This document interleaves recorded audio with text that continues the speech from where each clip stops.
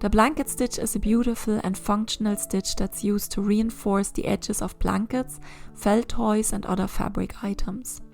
It's a cross between a finishing stitch and a decorative one.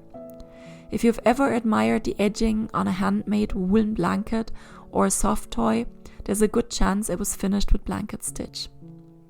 And here's how to do it. Start by bringing your needle up through the edge of the fabric, or just inside a folded edge depending on your project. Insert the needle down a short distance away along the edge, and as you pull the thread through, make sure the working thread loops under the needle point. Pull the thread snug, forming a neat corner.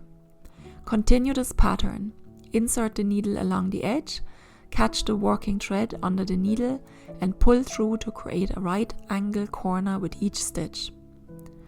The stitches will form a series of neat loops around the edge, joined by straight lines along the fabric. And some tips are: keep your stitch length and spacing consistent for the cleanest look. Don't pull too tight, just enough to keep the stitches snug and tidy. And you will use this blanket stitch for finishing the edges of blankets, decorating the sides of felt projects like bookmarks and other things, reinforcing raw edges, creating frames around appliqué or patchwork pieces. This is a great stitch to use when you want something that looks lovely and holds up well over time.